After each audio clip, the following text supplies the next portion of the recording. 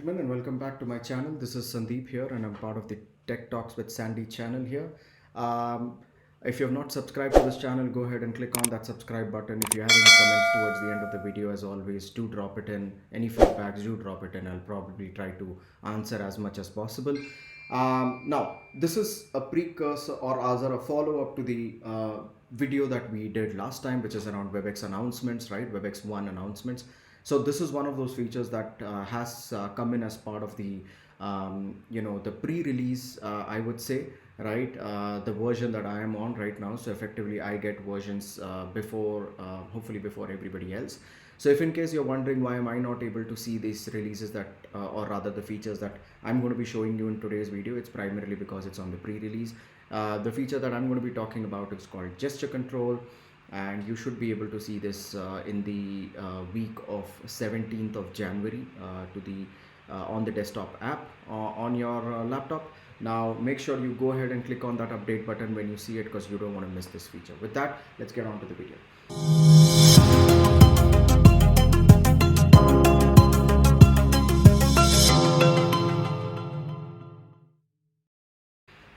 All right, so what is this feature? This is basically called as gesture control. I introduced this feature in the Webex 1 video, the one video that I did last time.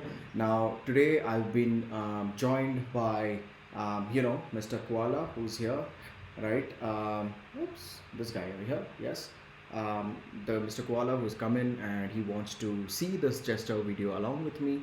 Now, what is this video? Basically, in the event that you're actually getting into a meeting on a day-to-day basis, but there are a lot of your participants and a lot of your team members who are there as a part of your meeting. And, when you actually start talking, it becomes important for you to basically understand whether there's anybody who is listening to you, there's anybody, so the people who have participated in the meeting, have they understood? So you may ask reactions from them, you may ask feedback from them. So previously all of this was a vocal or a verbal feedback. They used to unmute and then they had to talk, and not everybody does that, right? So many of them are introverts, many of them don't want to provide an opinion, and so on and so forth. So with that in mind, what Cisco Webex has introduced is animated and emojis and reactions, right? Now, for example, if you're on mute, you can stay on unmute, and what if I am as a presenter, I'm asking, hey, what do you guys think about the things that I spoke so far? And each of us on their respective clients can actually go to this particular option here, click here, and you will be able to send reactions. Now, for example, I say champagne, and you get to see that on your window. Or if I like that, you can actually go ahead and click the like button. If it was funny, then you can actually go ahead and click on the emoji as well. And likewise, of course, Mr. Koala can do it as well. Now, of course, the other challenge on this here is, and the thought process behind the next feature that I'm going to be talking about is primarily that there are two options. One is you expect the user who's attending on the other end to basically go ahead and understand how to operate the Webex app, as to where to find these emojis and so on and so forth.